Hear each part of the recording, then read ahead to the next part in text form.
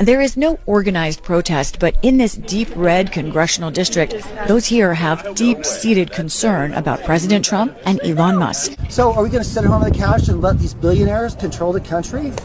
Hell no. I almost kind of want to cry. It's just I don't see any hope. Okay, where are you from? Columbus. Contrary to some Republican claims that outside groups come to disrupt. Who's from the congressional district? All of you are from the congressional district. Has anyone been paid to be here? No. No one. Okay. I'm actually taking work off to be here. You're taking work off I'm to be losing here. money to be here. Same here. We are the boss, not the president. We are their constituents. You don't have to follow all of us, but we have to have a voice. I know that some of you in this room are angry. I know that some of you in this room... I want you to feel comfortable telling me what you want me to know. And they most certainly do on Trump's slices to research. I have a 20-year-old daughter, and I lost a sister to breast cancer. On coming cuts to the Veterans Administration. I want to hear your comments on providing our veterans with the services that they've earned and that they deserve. Thank you. I've not seen any Republicans stand up for the hardworking federal workforce.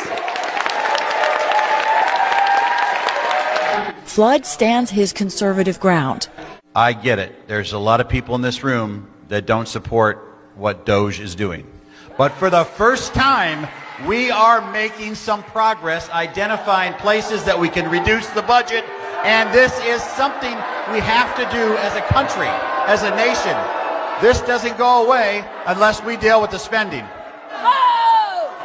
Frustration rises. And for some, so does the shouting. Raise the cap, Mike!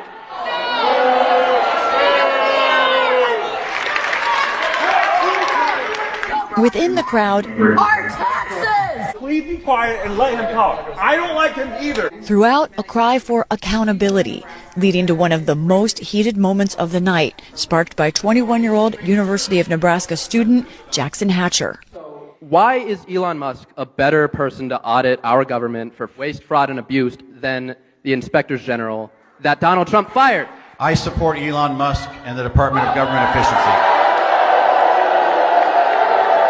That didn't sound like someone wanting to answer my question. I don't think we can count on congressional Republicans to grow a spine and actually fight Elon Musk or stand up for us because they're too afraid to be primaried by him.